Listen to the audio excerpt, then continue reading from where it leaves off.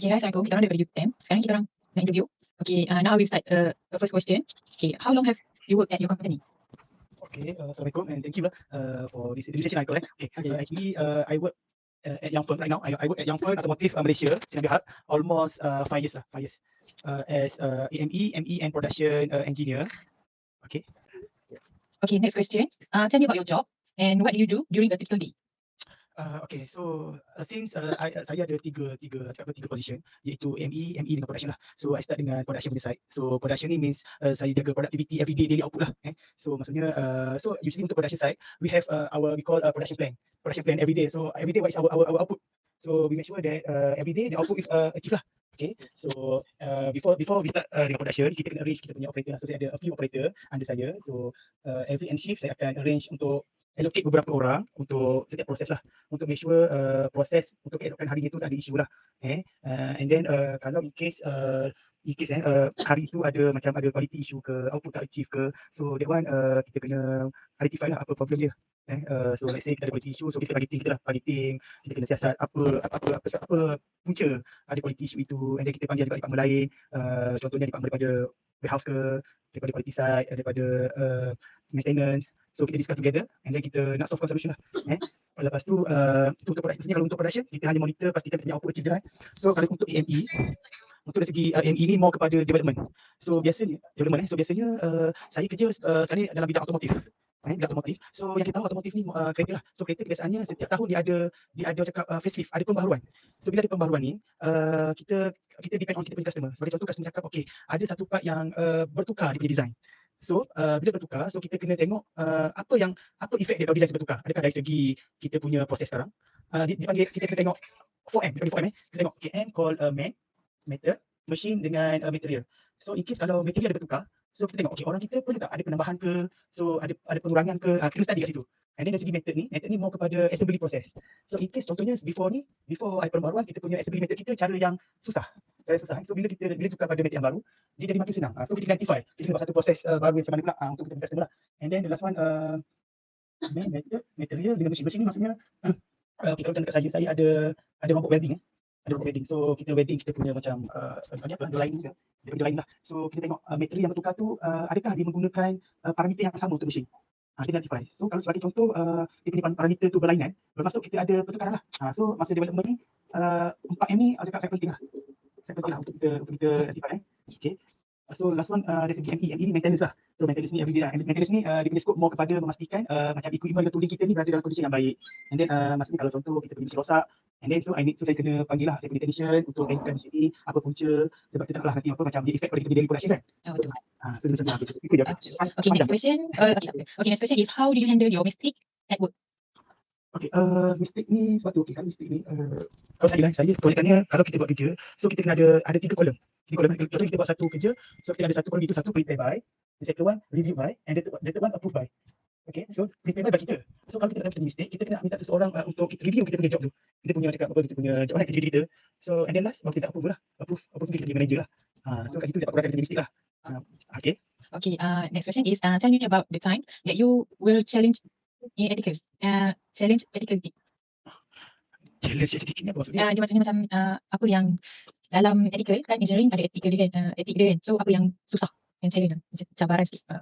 Cabaran maksudnya kita bekerja dalam komuniti macam tu. Ya. Betul. Kita bekerja berkait dengan orang, so cabaran. Okay. Okay, sebab so, etika ni dia more kepada kita handle orang lah. So kita tahu kita as contohnya nanti kita as engineer, so maksudnya kita supervise kita punya budak. So and then cakap operator anak buah kita ni mostly semua dah 18 tahun ke atas. So dia ada dia punya satu sikap yang berbeza lah. So that one kalau macam saya more kepada menjaga diorang punya cakap apa? Diorang punya psikologi. Bermaksud pagi-pagi tu kita kan akan ada morning meeting. So kat situ kita kena macam bagi cakap kata-kata yang positif buat. Nak create satu environment yang cakap diorang semua nak bekerja. Datang bekerja untuk encourage datang bekerja. Sebab lain orang lain dia ragam tau. Faham tak? So saya akan cakap dengan orang sebagai contoh kalau saya lebih kepada cakap open minded. So bermaksud you respect me, I respect you. Bermaksud kalau korang ada masalah, korang boleh share dengan saya. And then kalau saya ada perlukan apa-apa cakap bantuan, and then saya perlu korang beri assist lah. Saya psikologi penting lah untuk budak-budak. Challenge dia untuk handle operator lah sebenarnya. Okey, baik cik. Seterusnya saya pula ada beberapa soalan saya beritahu. Seterusnya nombor 5. Kita ada punya soalan. ada berkaitan dengan nombor 4 sebenarnya tapi dia agak Okey. okey. Soalan when you had ethical issues rise at work, who did you consult? Maksudnya kalau kita ada technical issue lah dekat kerja, siapa yang perlu kita rujuk? Macam tu. Okay. So dalam organisation, biasanya the orang cakap the person who handle the ethical ni more pada human resource lah sebenarnya. HR, because HR ni dia orang cakap menjaga kebajikan pekerja, dia empower people, nourish people. So kalau kita ada macam ada budak, ada satu operator yang cakap ada masalah, so mungkin lah bagi saya first kita yang sepatutnya kena tahu dulu punca kenapa. So bila dia tak macam memberi kisah kat kita, baru kita boleh pergi pada HR lah, human resource lah untuk bagi untuk buat next step lah. Macam tu. Okay, next. Soalan yang keenam, dia agak mencabar sikit. So soalan dia, if facing financial challenges, would you accept a substantial salary offer from an external entity for a project engineering position, despite not possessing specialized technical knowledge? Maksud di sini, kalau Encik diberi satu tanggungjawab menjadikan project engineer yang dibagi gaji lebih lah, tetapi skop kerja tu bukan dalam technical Encik. So apa explanation pendapat Encik lah? Okay, kalau saya more kepada saya akan take the advantage sebab kita dalam bekerja kita anggap itu satu pembaharuan bagi kita. So untuk cakap untuk kita punya experience. So bila contoh kerja sekarang ni kita dalam bidang production. So bila cakap okay you masuk dalam production bidang project engineering. So bagi saya it was a good opportunity lah. Sebab because kita cakap engineer ada aim cakap okay in 5 years what you want to be kan. Nak jadi AM ke manager. So saya ambil take advantage lah. Okay. Saya suka jawapan tu. Ya, saya suka jawapan Cik. Okay. Seterusnya soalan yang terakhir lah daripada saya. What response would you take if one of your employees happens to be a close and trustworthy relative and wants you support of a certification statement without undertaking the essential check for accuracy? Please explain your dedication and the reasoning behind it. So maksud sini kalau kita ada kawan baik lah, contoh macam kawan baik, sama kita tak salah kan. Tapi dia nak dapat support daripada kita lah, sains ke ataupun sokongan daripada kita lah macam Cik sebagai engineer untuk nak dapat dia punya certificate.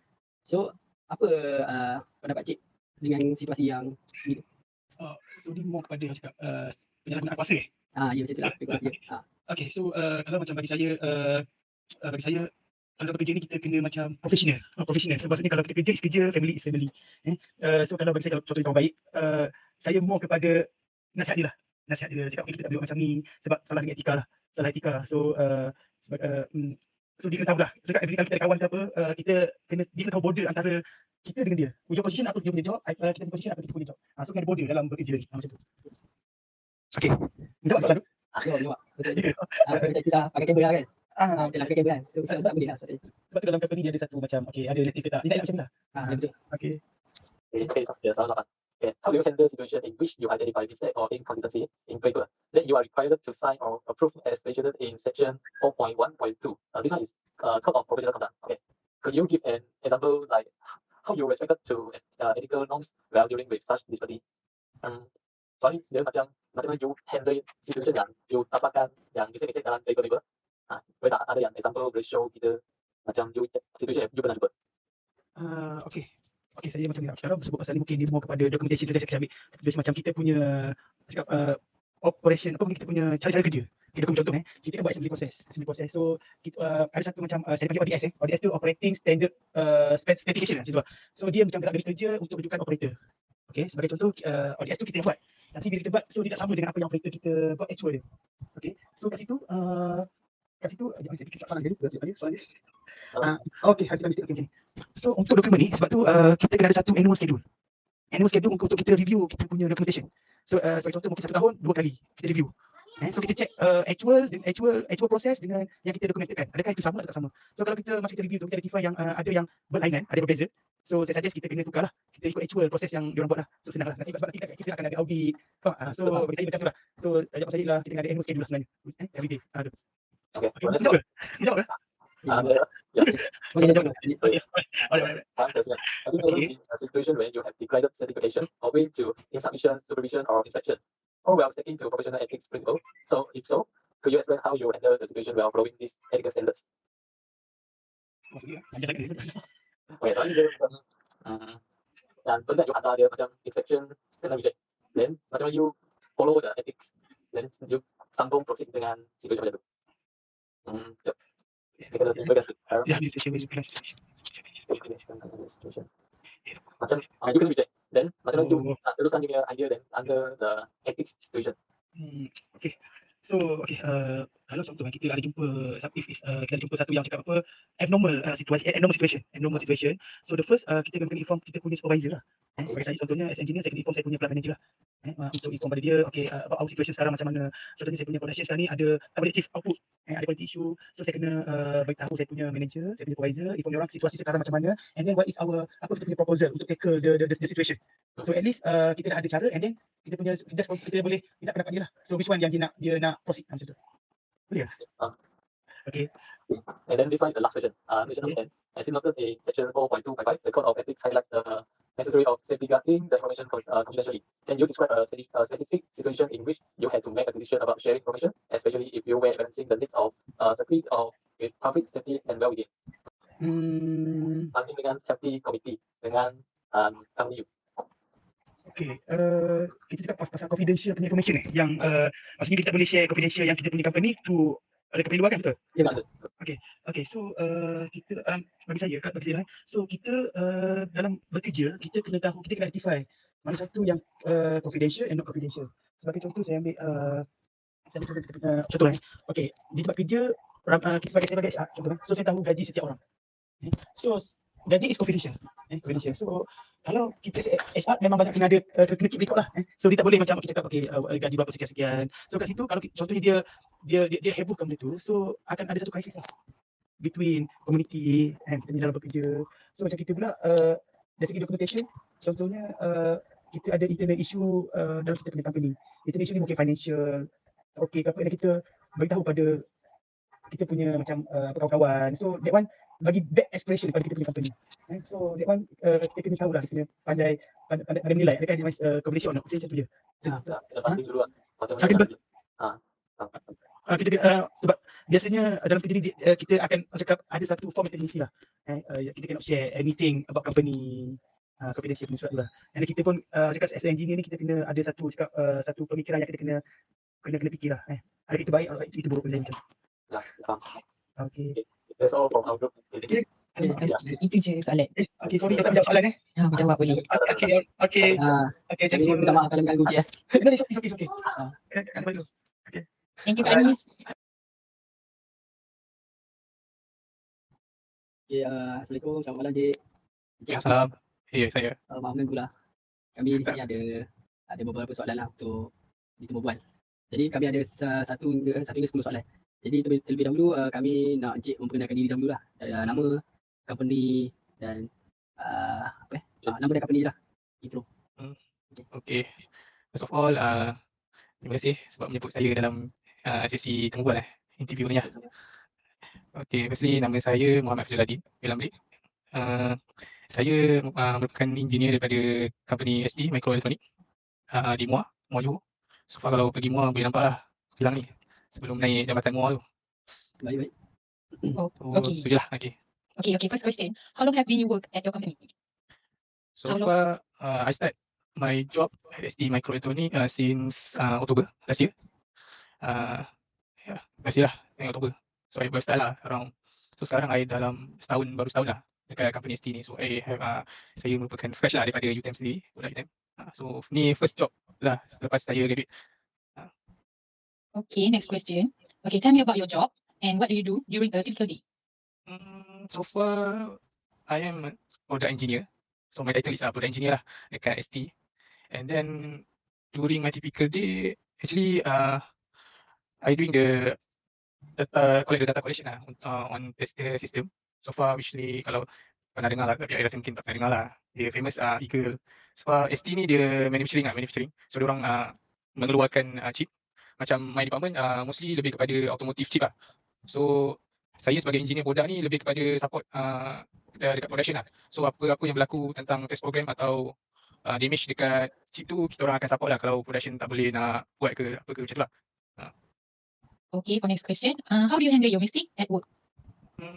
So far handling mistake at work ni biasanya dia sebenarnya challenging lah, tapi dia lebih important part untuk professional grow lah. So saya macam boleh bagi some step yang korang boleh follow. Contoh biasanya kalau ni kita mesti biasa take responsibility je lah, acknowledge and accept that you make your mistake atau work making excuse or blaming others lah. So biasa kalau second biasa kita assess the impact. So kita determine the severity and consequence of the mistake. Lepas tu consider the effect it may have had on college, client or the organisation as a whole lah. Okay, next question. Tell me about a time that you were challenged ethically. Dia macam Hmm. cabaran dalam etika.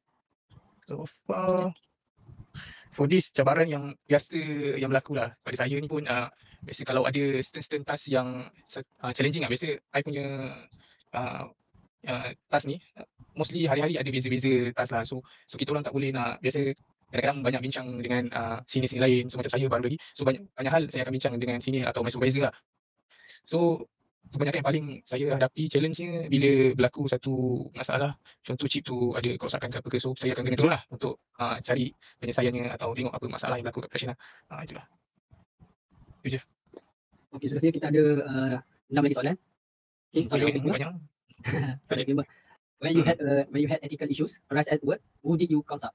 Maksudnya bila ada berlaku masalah etika di tempat kerja, siapa yang Encik perlu rujuk lah? For this, saya consider the established culture within your organisation and then the level of trust you have in different international before seeking guidance. So if ada individuals still make some mistakes, so just report to HR lah. So because it can offer support and guidance regarding workplace right and have a procedure lah. Okay. Okay, for the next question, if facing financial challenges, would you accept a substantial salary offer from an external entity for a project engineer position, despite now possessing specialized technical knowledge? Maksudnya bila Encik diberi tanggungjawab sebagai project engineer, lepas tu diberikan gaji yang besar lah rasanya kan, gaji yang besar, tapi position tu bukan dalam teknik Encik. Apa pendapat Encik? So far, the agency of my situation might make the external offer more appealing in future. So it can make building relevant skill, so could still benefit my career trajectory, but I must carefully assess so the potential impact of my performance, so on the project success and prioritize ethical responsibility. So ambil tanggungjawab situ lah. Okay, for the next question, what response would you take if one of your employees happen to be a close and trustworthy relative, and what's your support of a certification statement without undertaking the existential checks for accuracy? Please explain your decision and the reasoning behind it. Okay, maksudnya bila ada kenalan, contohnya macam ada kenalan rapat lah. Bila kita ada kenalan rapat ni, macam dia nak minta support dia lah untuk persetujuan apa-apa, untuk sign ke, tapi dia tak kita tak check lah dengan betul. Jadi dia nak minta sign daripada Encik kan. Apa pendapat Encik tentang situasi macam seperti itu? So far for this issue is a certification statement without due diligence constitute professional misconduct and could have a serious consequence. So it could put your professional license, reputation, and even job at risk. So such a decision compromise your integrity and set a bad example for other employees. So it undermines the credibility of all statement you issue in the future. Okay, now question 8. Okay, how do you handle the situation in which your identified mistakes or inconsistent in paper that you are required to sign or approve as stated in section 4.1.2? Could you give an example of how you respected ethical norms while dealing with such disparity? So far, firstly, initial constructive dialogue with the editor to discuss their concerns. So clearly explains the discrepancies they identify and provide specific example. So focus on seeking clarification and understand instead of excusing or blaming. So secondary, what means authoritative or dismissive. So your goal is to work together and to ensure the final document is accurate and reliable. Okay, the second question.